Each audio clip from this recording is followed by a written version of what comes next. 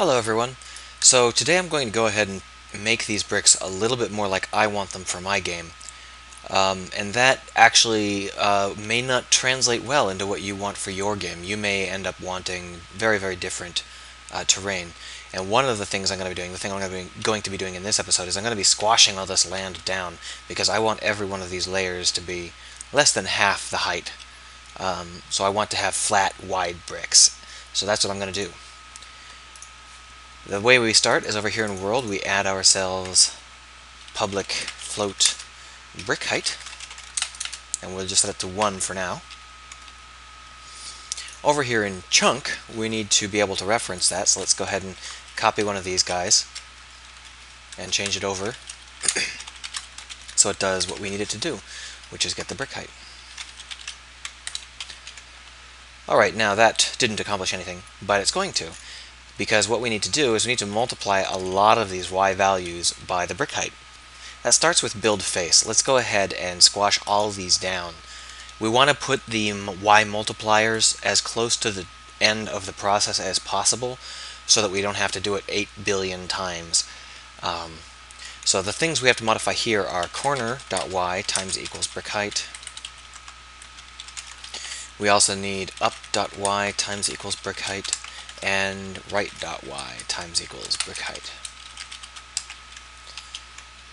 Now if we hit play, we'll find that that's the same, because right now we're multiplying that height by 1, so our vertexes are all in the same place. Recently I got some annoyed customer who came by and told me that the correct word was vertices. That's correct. The correct word is vertices, and the correct word is stupid. Plurals, special case plurals, are a blight on the English language, and especially for programmers, many of whom are foreign, and all of whom should prefer standardized algorithms. Standardized pluralization should therefore be obvious. It's really stupid to use the word vertices. I won't say it's really stupid for an individual to use vertices, because that's what we're taught, but it's really stupid for an industry to use the term vertices. It's a special case, basically a mathematics pun that got out of control. And obviously I don't like that very much. So I was snippy with him for several reasons, and that's one of them. But I don't like the term vertices, and I plan to keep continuing to use the term vertexes, or if I remember, I will shorten it to verts to distance ourselves from the mathematics foundation that they came from. Anyhow, as you can see, I squashed them flat.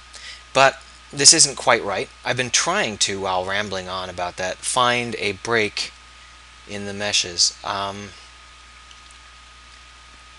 The issue is that while this squashed the meshes correctly, it doesn't take into account the change in the world coordinates, which means that we should have gaps between these meshes where they are requesting the wrong thing, but I don't happen to see any.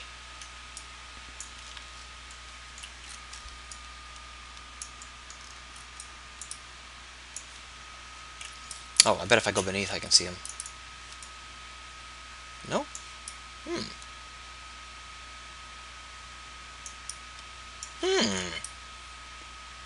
There should be a bug here.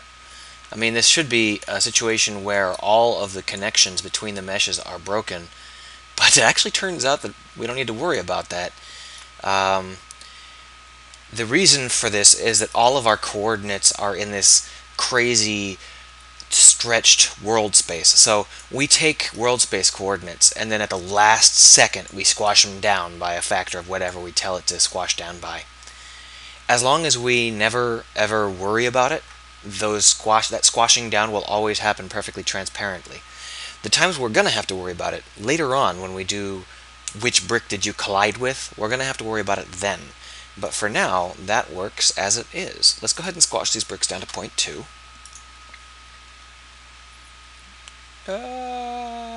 Bam! Alright. So you can see that this is a very flat, rolling terrain, which is basically what I was trying to get. The big thing I'm going to do now is I'm actually going to pump up the chunk height, but I need to be careful because the calculations that I'm using are sufficiently chunky that we're already getting cliffs. So as I raise the chunk height, the cliffs will become worse and worse and worse. But that's okay.